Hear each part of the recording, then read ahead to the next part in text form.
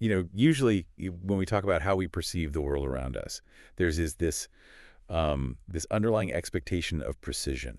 Oh, absolutely. We want things to be neat and tidy. Right. We want things to be analytical, almost like engineering. Think about what happens when you go to the hospital with a broken arm. You want a clear answer. Exactly.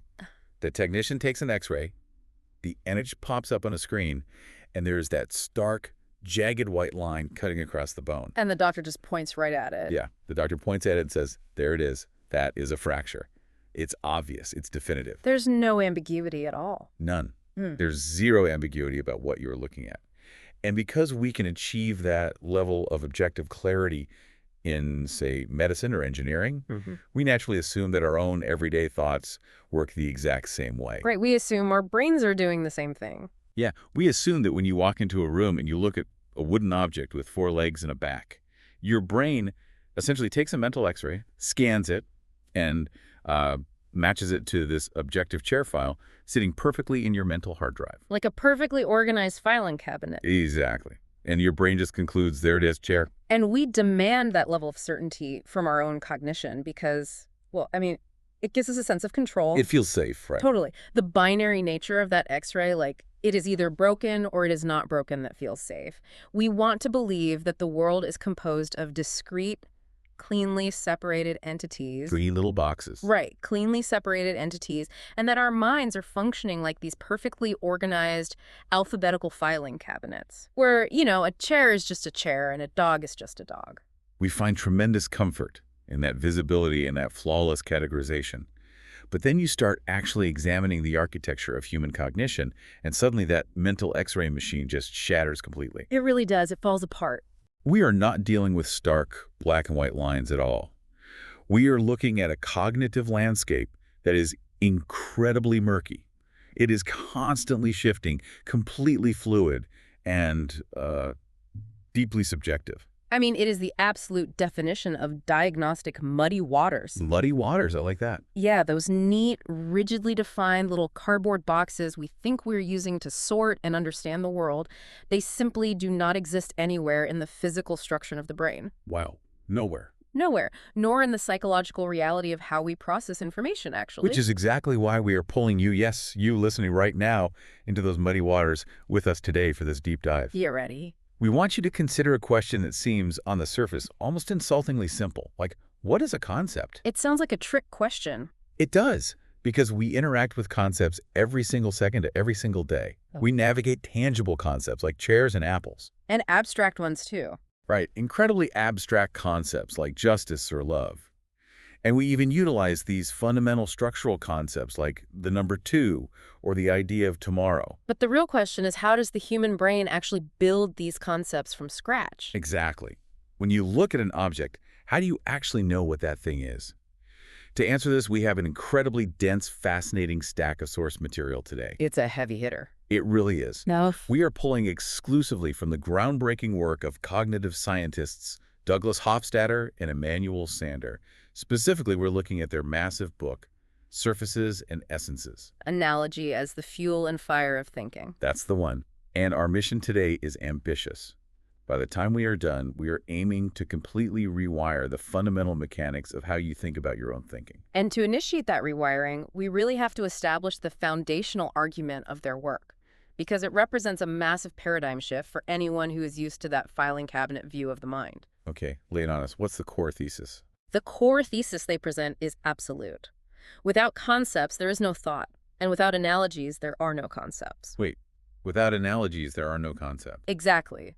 Every single concept existing in your mind right now owes its very existence, its shape, and its utility to a long, unbroken, and largely unconscious succession of analogies. That is wild, because usually we have this cultural tendency to treat analogies as, like, clever rhetorical devices, right? It's poetry. Yeah, the kind of things deployed by poets to make a verse sound beautiful, or maybe by politicians to simplify some complex policy. Right, a stylistic flourish. But Hofstadter and Sander strip away that artistic veneer entirely. They argue that analogy making is the fundamental mechanical fuel and fire of all human cognition. So it's not a flourish, it's the actual engine. It is the engine. We are constantly, relentlessly making sense of the new and unknown by mapping it onto the old and the known. Okay, let's unpack this, because if analogies are the literal building blocks of every concept we hold, we first need to aggressively interrogate how we normally define our concepts. We have to look at the source. Right, we have to look at where we go when we want the definitive truth about a word. And that brings us face to face with the first major illusion we all fall victim to. Yes. The dictionary illusion. Yes, it is the deeply ingrained cultural belief that dictionaries actually tell us what words mean. And this dictionary illusion is incredibly pervasive. I mean, we are conditioned from early childhood to inherently trust dictionaries as the ultimate objective arbiters of reality. They are the rule book. But dictionaries actually provide a completely false sense of security about the nature of our own minds. When you open a dictionary and look up a common word, you are presented with a highly structured, almost mathematical breakdown. Yeah, you get definition 1, definition 2, definition 3. Exactly. The word is divided into distinct subentries. Then you have subpoint A, subpoint B. This visual formatting inherently suggests that each meaning of a word is cleanly separable. Like they don't touch each other. Right, that it is completely homogeneous within itself, and that it is perfectly walled off from all the other meanings listed below it. It presents human language as if it has been scientifically analyzed all the way down to its indivisible atomic units. But the text completely dismantles that atomic view. They show that dictionaries are basically just skimming the absolute surface of a massive conceptual ocean. A very deep ocean. Let's walk through one of the specific examples they use, because this really helped me see it. The noun band, B-A-N-D. That's a great example. So if you pull a reasonably comprehensive dictionary off the shelf and find band, the first entry you are likely to see defines it as a piece of cloth or flexible material that can be wrapped around things to hold them together. Okay, pretty straightforward. Right. But then you drop down to subentry 2, and it says a colored strip or stripe on a surface, like a band of color on a bird's wing. Different box. Then you move to another entry, a group of musicians playing together, then a group of people who share a common purpose, like a band of thieves or a band of survivors. Keep going. Then you get a wedding ring, a simple golden band. Then finally, a highly technical definition, like a specific frequency range, a broadcast band on a radio dial. It's quite a list. The dictionary lays all of these out, numbers them in a neat little list, and essentially declares the job done. The formatting implies that these are totally separate, unrelated concepts that just accidentally happen to share the same 4 linguistic letters. And the implication there is that there is zero risk of cognitive bleed between these definitions. It assumes your brain opens drawer number 1 for the cloth and then a completely different, unrelated drawer for the musicians. But they are related, aren't they? Deeply. When we analyze the underlying cognitive structures, these sub-meanings are inextricably related to one another.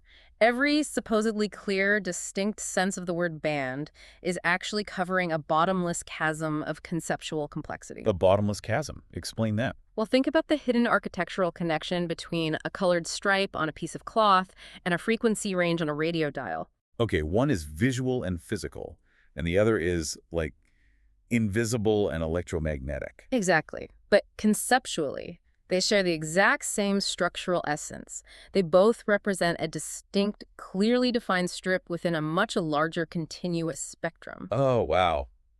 I never would have put those together. Or look at the connection between a wedding ring and a piece of cloth wrapped around a bundle of sticks. They both loop around something. Right. They both share the conceptual essence of a loop that binds. Whether it is binding physical objects together or symbolically binding 2 lives together, the dictionary entirely ignores this vast network of analogical bridges that connect these definitions in our minds. And it is not just ignoring the bridges between the different numbered definitions. Yeah. It completely ignores the infinite variety bubbling within those single definitions, too. Oh, absolutely. The text points out that you could spend an entire lifetime compiling photographs of wildly different wedding bands. You have simple gold loops, complex braided platinum, those silicone bands for athletes, ancient wooden rings. The variety is endless. Or think about compiling examples of a jazz band. You have a trio in a smoky basement. You have a massive big band from the 1940s, an experimental fusion group with synthesizers. The dictionary treats the phrase jazz band as if it is a settled, homogeneous atom of thought. Right. It provides a static sentence and assumes it has captured the entirety of the concept. which is an impossible task because that single subentry is actually an entire universe of variation. And our brains just handle it. Effortlessly. The human brain manages to navigate these infinite variations without even sweating.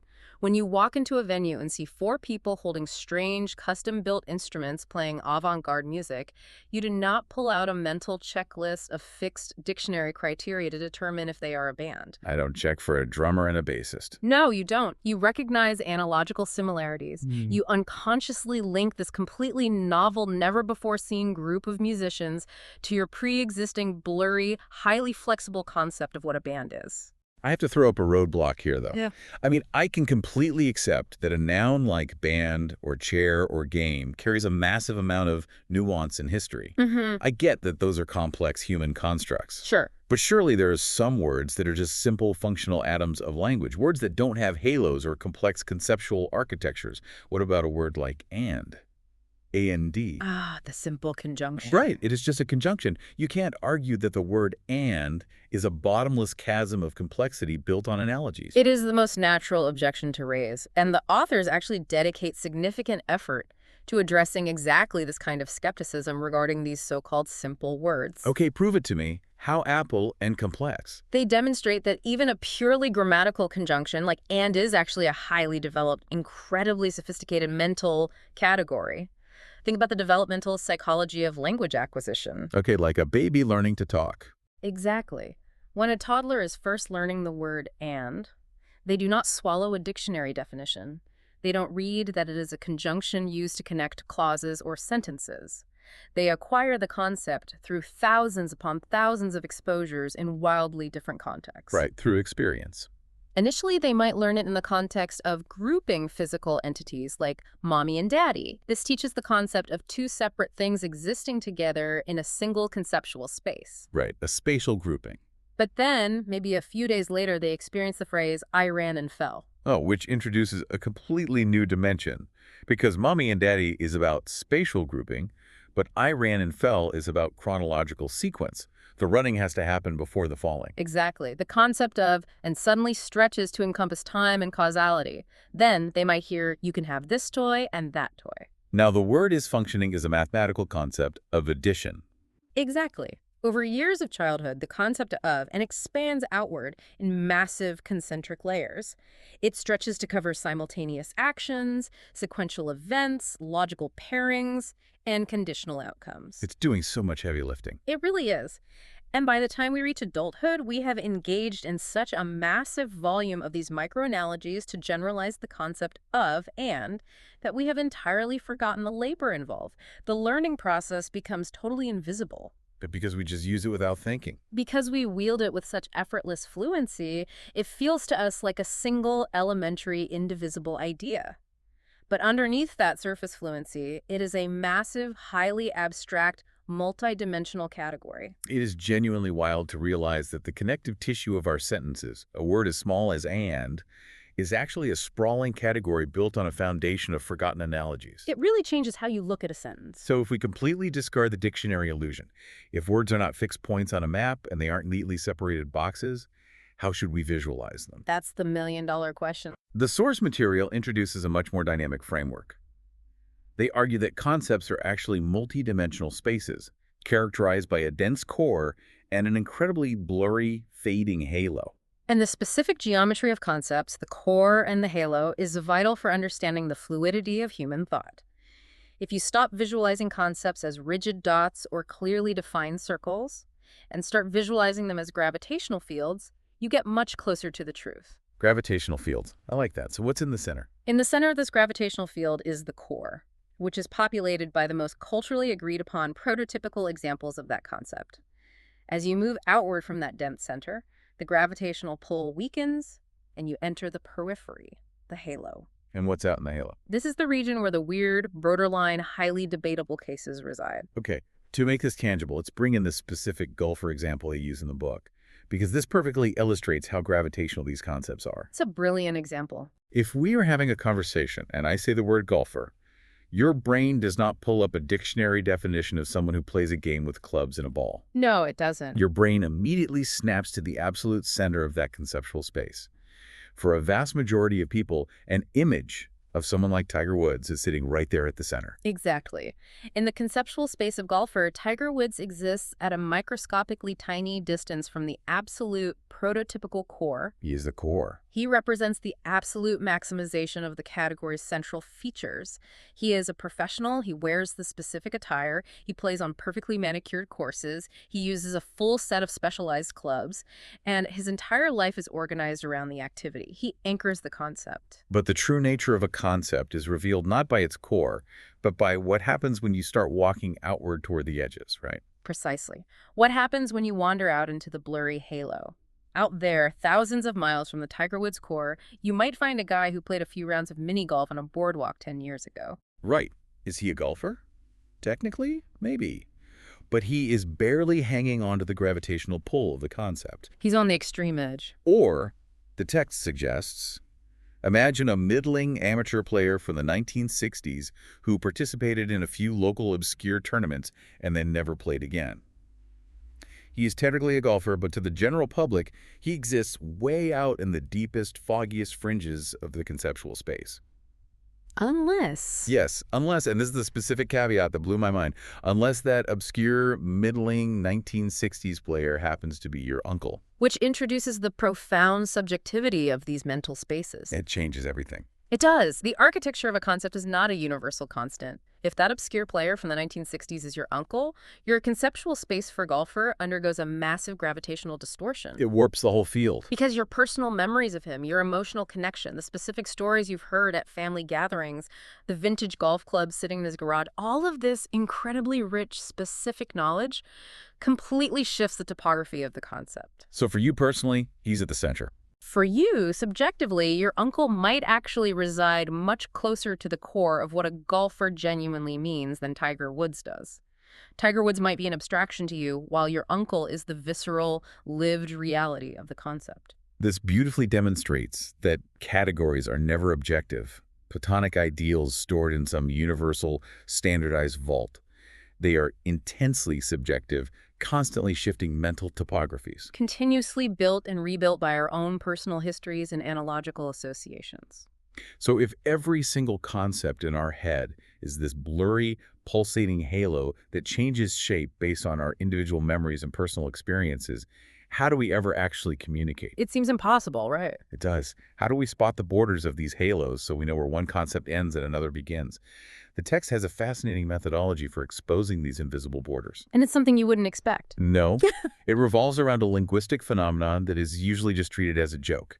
It is a classic figure of speech known as the zeugma, or in more academic circles, the solipsis. Zeugmas are wonderful linguistic oddities. In everyday conversation, they are typically deployed for comedic effect or poetic surprise.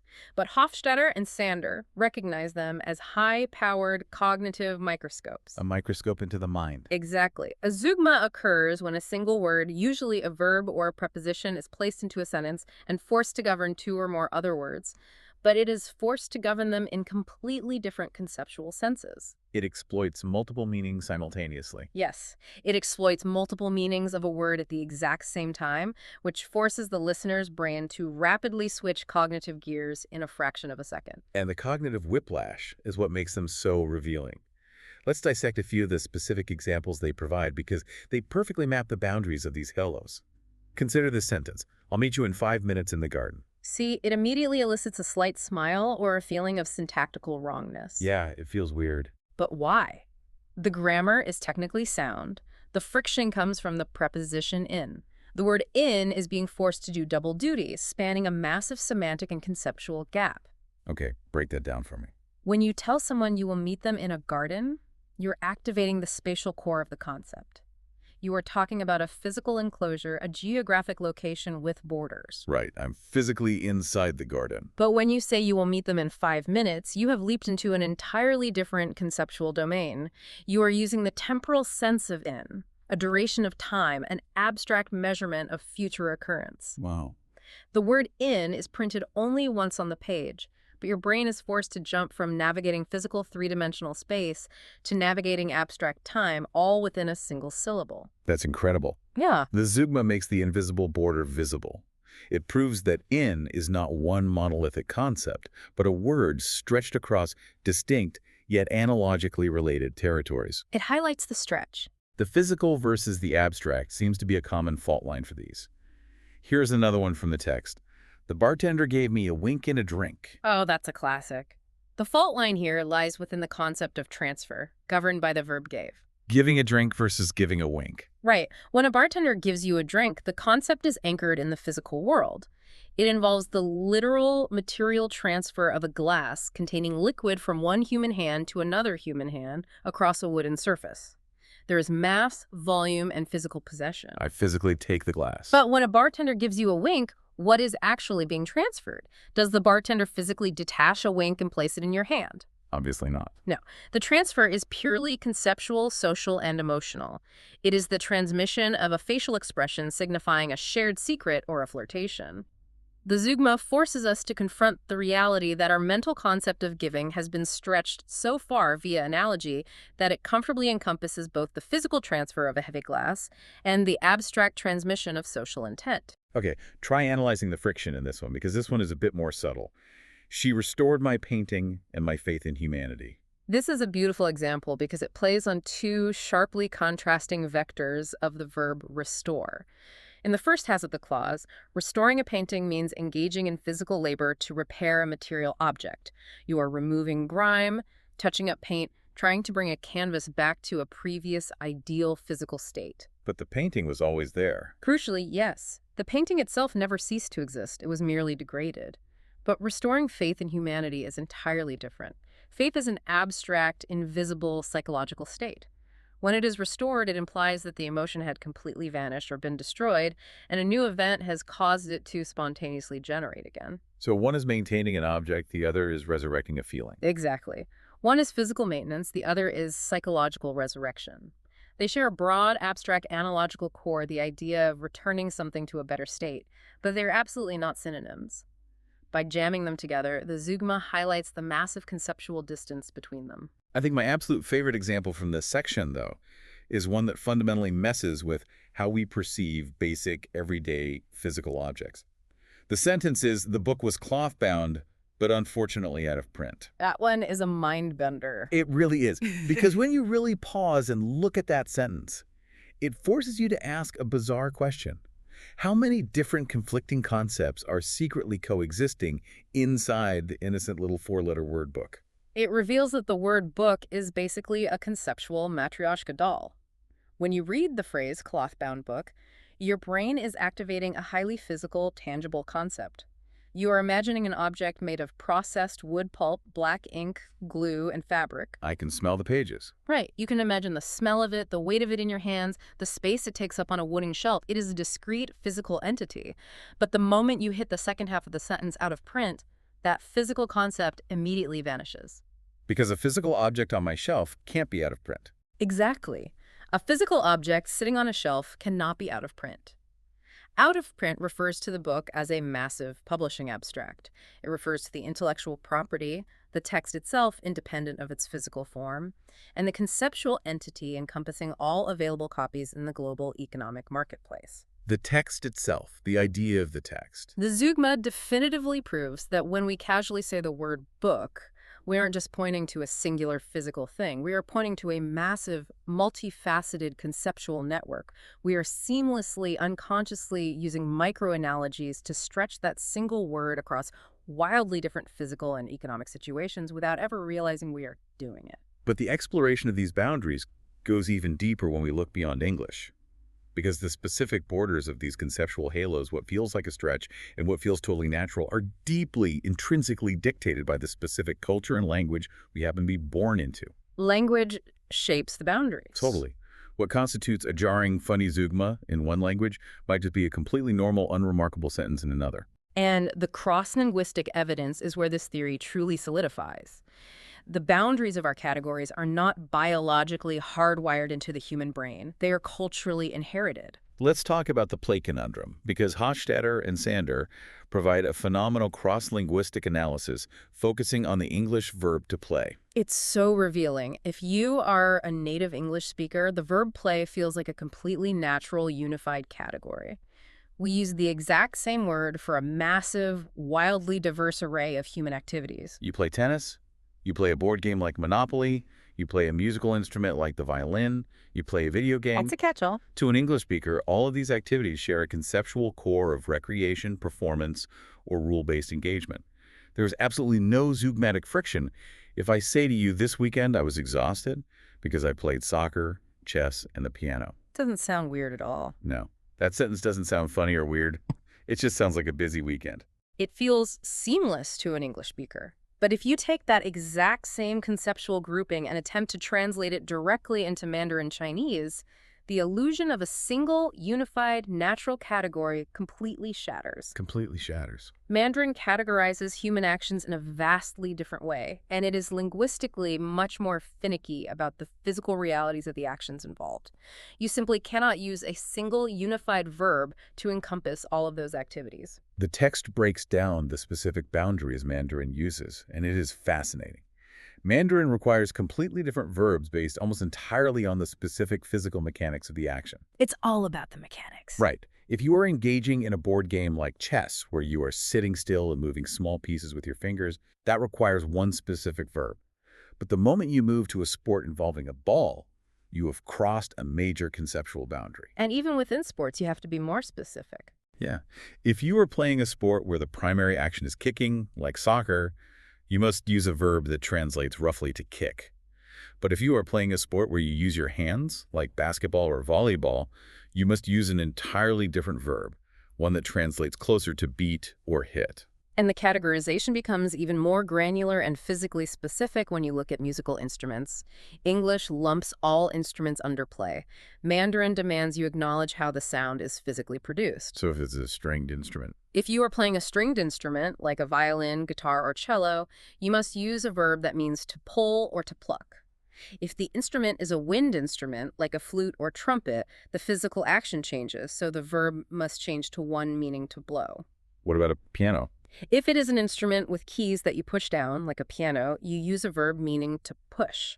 And if it is a percussion instrument, like a drum set, you revert to a verb meaning to hit. So to a native Mandarin speaker, the English habit of lumping all of these incredibly diverse, physically distinct actions under one single solitary wordplay is not just inaccurate, it is completely bizarre. It makes no sense to them. The authors use a brilliant comparative analogy to help English speakers understand this sense of bizarre lumping. They ask us to imagine a scenario where the English language used the exact same verb for drinking red wine and drinking white wine. To us, that is totally normal. It's all just drinking. But imagine encountering a foreign culture composed entirely of extreme, obsessive wine snobs.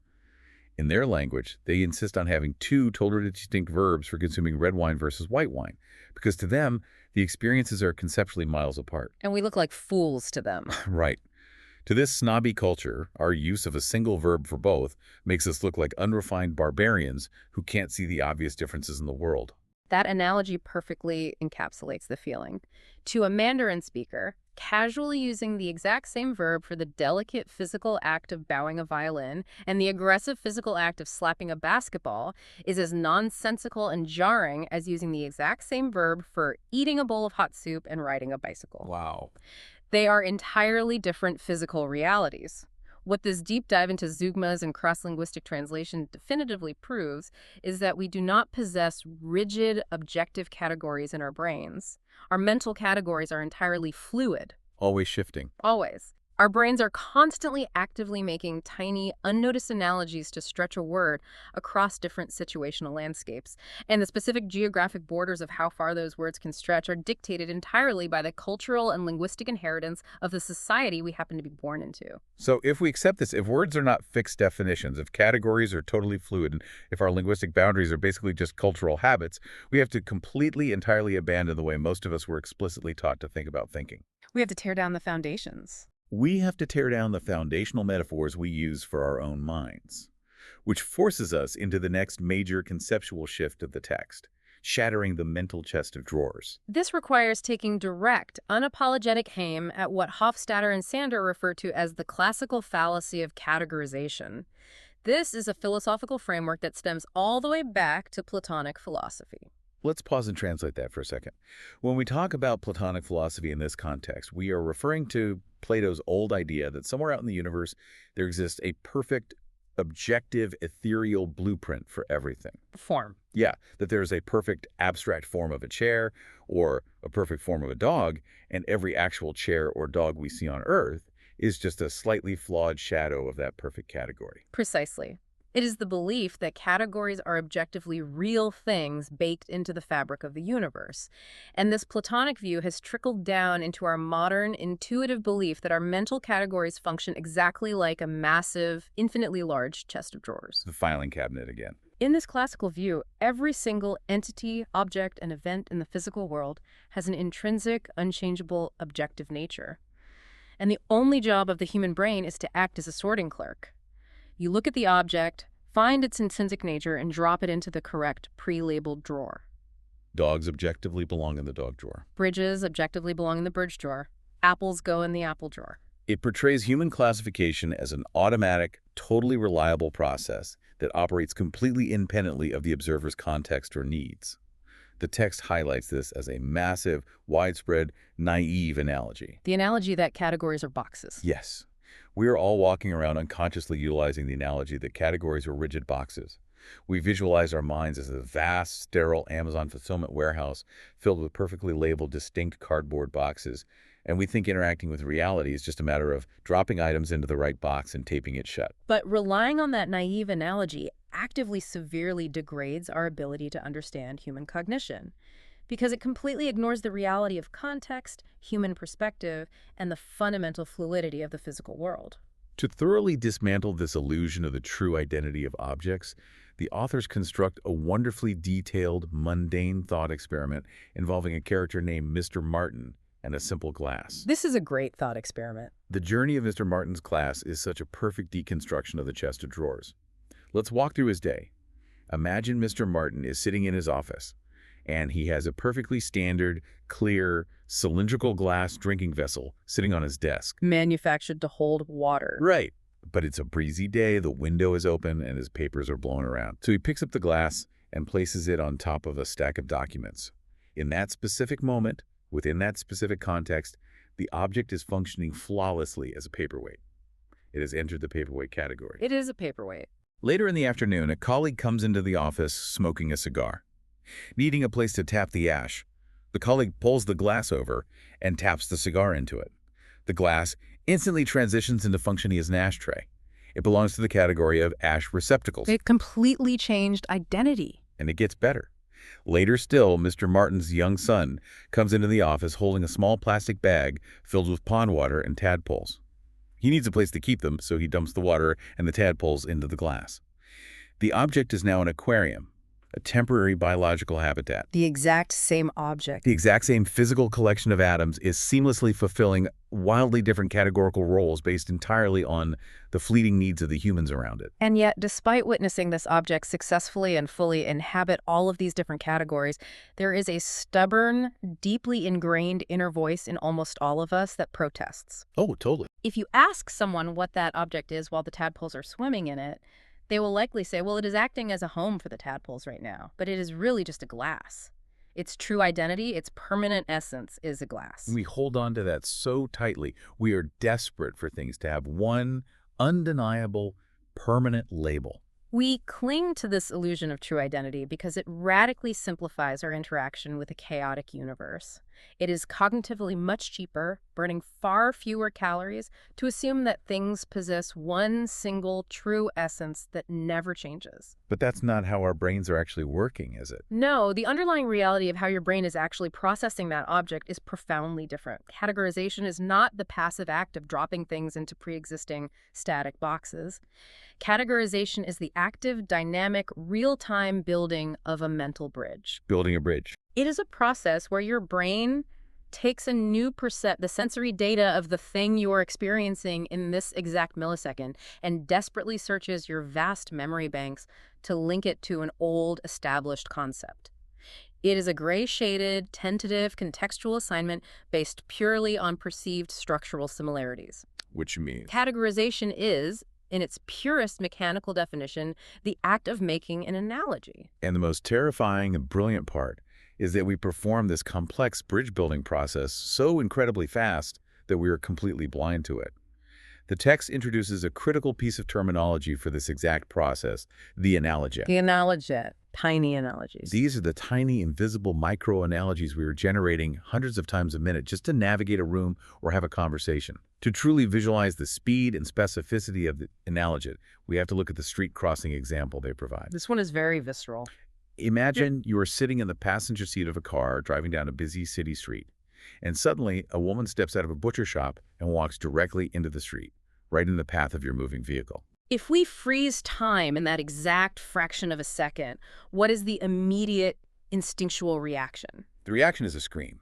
You yell at the driver, "Watch out for that pedestrian," or "Watch out for that woman," but think about what you explicitly do not yell. You do not scream, "Watch out to that biped." You definitely don't say that. You do not yell, "Swerve away from that 60-kilogram mirror-symmetric biological object." Even though if we are using the objective mental boxes theory, all of those categories are 100% technically and physically true. She is objectively a biped. She is objectively a mirror-symmetric mass. But your brain does not pull those objective labels. Exactly. In a matter of milliseconds, your brain unconsciously filters through millions of possible, technically accurate categories, discards the useless ones, and retrieves the exact, contextually perfect analoget. You categorize her not based on her objective physical atoms, but based entirely on the specific looming danger and the complex social architecture of the roadway. Which highlights a critical mechanism of human cognition: inference. The entire purpose of categorizing her as a pedestrian instead of a biped is that the specific label of pedestrian instantly unlocks a highly specialized suite of survival inferences. It gives you the data you need right then. The moment your brain builds the analoget to pedestrian, it floods your system with crucial contextual data.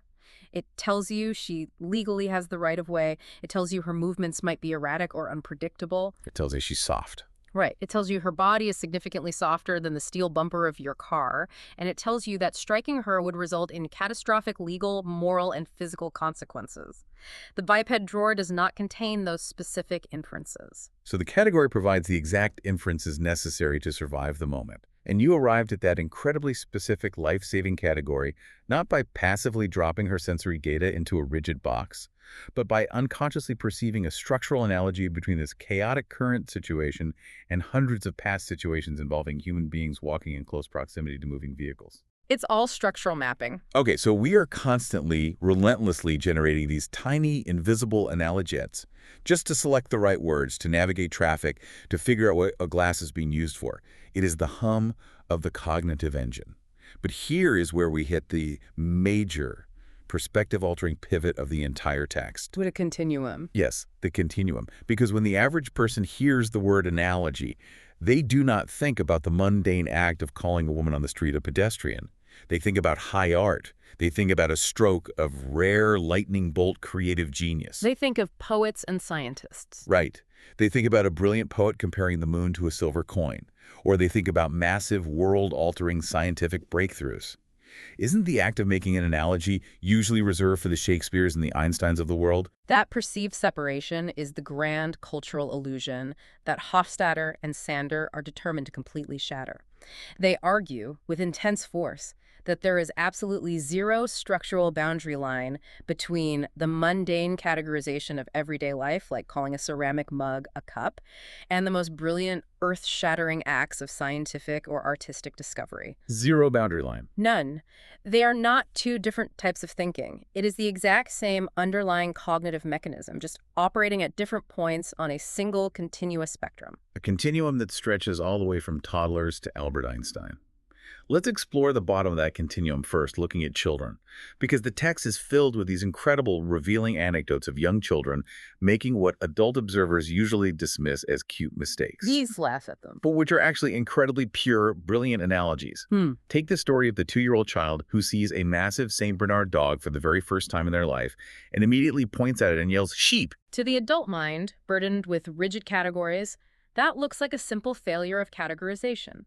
The child looked at the world, got confused, and dropped the animal into the wrong box. But they didn't, did they? No, if you analyze it from the perspective of pure cognition, the child is not failing at all. They are performing a highly sophisticated, incredibly efficient act of database retrieval. Explain that. The child is confronted with a massive, exceptionally hairy, four-legged biological creature. They scan their very limited mental database of concepts. They don't have the concept of St. Bernard or giant dog. Wow. So they retrieve the absolute closest mental analog they possess, a sheep. They bridge the gap. They are actively building a structural mental bridge based on the most salient surface features available to them, size and extreme fluffiness. Or consider the anecdote of the young child who is peeling a banana for a snack and casually tells his parents that he is undressing the banana. That is a stunning example of structural mapping. The child understands the concept of undressing, which involves grabbing an outer protective layer of material and peeling it back to reveal the core entity inside. Like taking off a coat. Exactly. When confronted with the mechanics of a banana peel, the child recognizes the exact same structural relationship. An outer layer being peeled back to reveal the core. The child maps the human clothing concept directly onto the fruit. And we laugh because it sounds like a beautifully poetic, avant-garde metaphor. Yeah. But it is generated by the exact same unconscious mechanical analogy-making engine as an adult correctly saying the word peeling. The child just had to reach a little further across the conceptual gap. Just a slightly longer bridge. And then there is the 8-year-old boy who is watching his uncle smoke. The boy sees the cigarette slowly burning down, the ash falling away, and he says that the cigarette is melting into the ashtray. Once again, analyze the physical structure the boy is observing. He sees a solid cylindrical object slowly diminishing in size, losing its structural integrity, and turning into a completely different substance as a direct result of being exposed to heat. So what's his closest concept? The closest, most robust concept in his young mental repertoire for solid object deformed by heat is melting, a concept built from observing ice cubes or wax candles. He brilliantly applies that concept to the burning tobacco. It's so logical when you break it down. What is truly fascinating about this continuum, however, is that adults engage in this exact same behavior constantly. We are just blind to it because our vocabulary is larger and our metaphors have hardened into cliches. Give me an example of an adult doing this. When a grown adult looks at a failed investment and says, all those expensive chocolates we bought for the party just went up in smoke, they do not mean the chocolate literally underwent chemical combustion. They mean the financial resources dedicated to them were wasted and vanished. They disappeared. Right. They are making a conceptual, structural leap that is functionally identical to the child undressing the banana. We just don't notice the adult's analogy because it has become crystallized in our daily language. So we take this exact same fundamental mechanism, the act of retrieving a past, known concept, to explain and navigate a present novelty, and we run it all the way up the cognitive ladder. We apply it at the highest peaks of human intellect. How did Albert Einstein actually discover the theory of relativity and E equals mc squared? This is where it gets really interesting. Because there is a very powerful, romanticized cultural narrative, often promoted by biographers and writers like Benesh Hoffman, that Einstein's discoveries were a form of unfathomable mysticism. The narrative suggests that genius is a sudden bolt of lightning from the blue. A supernatural insight. Exactly. A supernatural insight that arrives out of nowhere, completely detached from normal human thought. Yes, the myth of the lone genius struck by divine inspiration. Hofstadter and Sander push back against that myth with incredible rigor. They argue that scientific genius is not magic, and it is not a different category of thought. It's just analogy. It is simply the relentless, rigorous, and often incredibly stubborn exporting of analogies. Einstein did not pull the theory of relativity out of an intellectual vacuum. He was deeply obsessed with what the authors call cosmic unity. Cosmic unity. What does that mean in practice? It was a profound driving desire to find deep structural similarities in places where every other scientist only saw completely unrelated phenomena. His genius was not in seeing things without categories, but in taking concepts that worked perfectly well in one specific domain of physics and stubbornly, persistently forcing them onto entirely different, seemingly hostile domains just to see if the structural architecture would hold. To really grasp how this works, we need to trace the evolution of one of those specific concepts. Because the text painstakingly maps out the historical evolution of the concept of the wave. This perfectly illustrates how a very mundane, everyday concept is slowly pushed, via analogy, out into the deepest suburbs of human abstraction. It's a great historical journey. So let's start at the beginning. The concept of a wave starts as a very concrete, physically undeniable experience. It starts with water. It is the foundational human experience of the concept. Water waves are entirely visible and deeply tangible. You can stand on a beach and watch the physical crests and troughs moving across the surface of the ocean. You can feel the kinetic energy when it hits your legs. The concept is inextricably linked to a physical, visible substance moving up and down. But then, early scientists need to explain a completely different phenomenon. They make a massive analogical leap. They take this highly visible, wet concept of a water wave, and they apply it to the invisible phenomenon of sound. Which at the time was a staggering cognitive leap. You cannot see sound, you cannot watch it crest and break. But scientists observe that sound behaves structurally like a wave. It bounces, it echoes. However, in order to make the analogy fit, they had to realize it was a completely different kind of wave. Because water goes up and down. Exactly. Water waves are what we call transverse waves. The water particles move up and down vertically while the wave itself travels horizontally forward. But sound waves are longitudinal. Longitudinal. They are invisible compressions of air pushing forward in the exact same direction that the sound is traveling, like a pulsing slinky. So, for the analogy to survive, the mental concept of waves has to undergo a massive stretching. It has to completely shed the mandatory requirement of moving up and down, and it must evolve into a slightly more abstract concept of a propagating disturbance traveling through a medium. In this new conceptual space, invisible air essentially becomes the new water. But the analogy bandwagon doesn't stop at sound. It keeps rolling forward through history, and it eventually collides with a terrifying, cognitively terrifying leap. Light. This is where the conceptual stretching borders on the absurd. Scientists like Thomas Young and Augustin Jean Fresnel conducted experiments proving undeniably that light behaves like a wave. It refracts and bends. It refracts, it creates interference patterns. But their subsequent experiments showed it was a transverse wave, moving side to side, not longitudinal like sound. It had a specific geometry to its movement. But this created a massive existential crisis for the analogy, didn't it? Oh, huge. What exactly was doing the waving? Water waves demand water. Sound waves demand air. If light is a wave, what physical medium is the light waving through as it travels from the sun to the earth? And this friction is why the scientific community obsessed over the idea of the ether for so long, right? Because the entire history of the analogy demanded a physical medium. The deep-seated water analogy was essentially holding the entire scientific community hostage. Precisely. The naive analogy that a wave is a physical thing that must have a physical substance to move through became a massive intellectual barrier. The analogy was so strong that scientists invented a completely invisible, undetectable, frictionless substance called the luminiferous ether just to satisfy the rules of the category. They literally invented a ghost substance because their analogy demanded it. It wasn't until the 1860s that the physicist James Clerk Maxwell made an astonishing, reality-breaking mathematical leap. He proved through his equations that light waves didn't need a physical medium of any kind. They didn't need ether. No, they were oscillating electric and magnetic fields. They were immaterial arrows of force, continuously growing, shrinking, and generating each other in a pure, empty vacuum. That is so hard for the human brain to visualize. The concept of the wave migrated from the physical splashing of salt water on a beach to the invisible pressure of sound in the air, all the way out to oscillating, entirely immaterial magnetic fields rippling through the absolute nothingness of a vacuum. It completely invested its roots. The concept of the wave was forcibly relocated to the absolute furthest suburbs of abstraction, completely divorced from every single one of its original physical traits, and yet the foundational structural analogy, the idea of a propagating periodic fluctuation, held strong.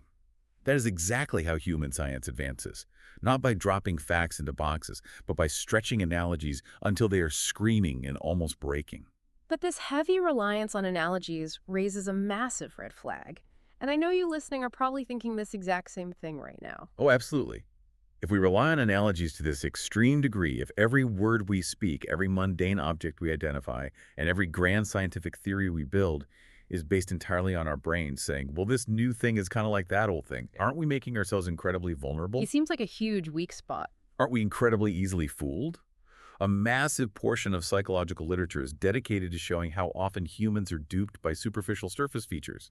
Are we essentially just bulls in a ring, charging madly at anything red because of a bad analogy? It is the single most common and most potent critique of analogy-centric cognition, and it is a completely fair challenge. Hofstadter and Sander directly confront this. They acknowledge that the fear of being tricked by the surface is a widespread anxiety within the cognitive sciences. Who specifically talks about this? They cite the work of prominent cognitive psychologist Deidre Gentner. She has proposed that our human bias towards making comparisons based on surface-level, superficial features might actually be a vestige of our evolutionary past. So like an evolutionary leftover. The implication of that view is that analogy is a primitive, flawed, shallow way of thinking, a cognitive bug, not a feature. The assumption is that humans would be vastly superior thinkers if we could just strip away all the messy analogies and operate purely on cold, abstract logic. Exactly. Because the flaws are obvious. If I walk into a kitchen and I see a perfectly shaved, shiny red apple sitting on a table, my brain immediately seizes on the surface features. It registers the red color, the round shape, the little brown stem. My brain instantly fires up the apple analoget and says, apple, edible, take a bite. But if it's not a real apple? Right. If that apple turns out to be made of decorative wax, I have been completely duped. My brain was tricked by a bad superficial analogy. So how does the text flip the script on this vulnerability? How do they defend the architecture of human cognition against the accusation that it is inherently shallow and easily fooled? They mount a vigorous defense by arguing that our fundamental cultural definitions of superficial and deep are entirely flawed. We have been trained to treat them as true, mutually exclusive antonyms. Surface is bad, deep is good. We assume the surface is a lie and the depth is the truth. But Hofstadter and Sander argue that the surface is, in reality, the royal road to the essence. Surfaces are not just cheap trickery designed to fool us. They are, in fact, the most highly reliable, statistically proven clues we have access to regarding the hidden, complex interiors of the world. Give me a concrete way to visualize that. How is the surface a direct clue to the depth? Consider the everyday act of interacting with an animal, like a dog. If you are walking down the street and you see a dog running toward you, you do not need to pause time, surgically open the dog's chest, and visually confirm the existence of a pumping heart, inflating lungs, and a complex central nervous system. No, I definitely don't do that. You infer the entirety of those hidden, complex depths. The internal biology, the capacity to bite, the capacity to bark, the animal's potential trajectory, entirely and exclusively from the superficial surface features available to your eyes. The texture of the fur, the geometry of the snout, the specific rhythm of the legs moving. And I just trust those features. Those surface features instantly activate the massive conceptual category of dog, which drags along the entire heavy payload of deep hidden inferences. We rely on the surface to infer the depth so successfully, millions of times a single day, that we take it completely for granted. We only ever notice the system when it fails. Right, like the rare fraction of a percent of the time we are tricked by a wax apple. That makes a lot of sense when dealing with familiar biology. But what happens when a situation is highly complex or technical? Because in those scenarios, aren't novices constantly distracted by the wrong surface features? They focus on the shiny things that don't matter. Yes, they are. And that discrepancy is exactly where the true definition of expertise comes into play. The text uses a brilliant, relatable scenario involving driving a car to unpack this difference. Imagine two people, a complete novice who has barely driven, and a highly seasoned expert driver with decades of experience. Okay, two very different skill levels. They both walk up to and sit in the driver's seat of a completely unfamiliar, brand new, exotic model of a car neither has ever seen before. Okay, they're both sitting in the driver's seat looking at the center console. What is the cognitive difference in what they see? When the novice looks down at the gear shift, their brain might be entirely overwhelmed by the purely superficial decorative features. They might be captivated by the fact that the gear shift knob has a strange, futuristic, geometric shape. They might focus heavily on the shiny, polished mahogany wood grain or the specific red color of the leather stitching running down the side. They're looking at the aesthetics. They are building their analogies and their attention around surface features that have absolutely nothing to do with the functional essence of operating the vehicle. But the expert driver's brain is doing something entirely different. The expert driver's brain completely and instantaneously filters out the wood grain, the strange shape, and the red stitching. Those features register visually, but they are immediately discarded as conceptually irrelevant. So what do they focus on? The expert instantly grasps the gear shift's spatial location relative to the steering wheel. They feel a mechanical resistance to determine how many gears it possesses, and they instantly map out the specific spatial shifting pattern required to engage the engine. They abstract away the shiny superficial features and zero in with laser focus on the salient surface features, the specific physical cues that actually matter for the functional essence of driving.